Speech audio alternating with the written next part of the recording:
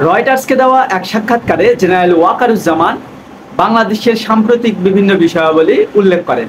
তিনি বলেন, আগামী 18 মাসের মধ্যে একটি গণতান্ত্রিক নির্বাচন দেওয়া সম্ভব হবে।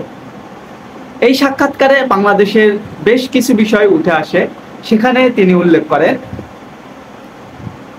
গণ অভ্যুত্থানের সময় সেনাবাহিনী নিরপেক্ষ ছিল, যার ফলে শেখ হাসিনার ভাগ্য নির্ধারণ হয়ে যায়। তিনি আরো উল্লেখ করেন, এই সরকারকে, এই অন্তর্বর্তীকালীন সরকারকে সেনাবাহিনী যে কোনো পরিস্থিতিতে সমর্থন দিয়ে যাবেন এবং ডক্টর ইউনূসের যে রাষ্ট্র সংস্কারের যে মিশন, এই মিশনে তিনি পূর্ণ সমর্থন দিবেন।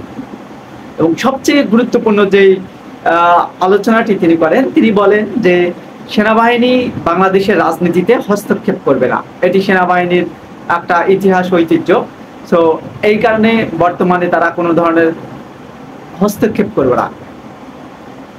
আপনারা জানেন যে আওয়ামী লীগ সরকার বিভিন্নভাবে অপপ্রচার চালাচ্ছে যে বাংলাদেশের রাষ্ট্র ক্ষমতা সেনাবাহিনী নিয়ন্ত্রণ করতেছে বা সেনাবাহিনী পরিচালনা করতেছে, রাষ্ট্র পরিচালনা করতেছে। যেহেতু সেনাবাহিনীর বিভিন্ন অফিসাররা ম্যাজিস্ট্রেটি পাওয়ার পেয়েছে, এই জন্য বিভিন্ন জায়গায় গুজব ছড়াচ্ছে। এই প্রসঙ্গে জেনারেল ওয়াকারুজ্জামান উল্লেখ করেন যে বাংলাদেশের রাজনীতিতে মূলত সেনাবাহিনী কোনো ধরনের হস্তক্ষেপ করবে না।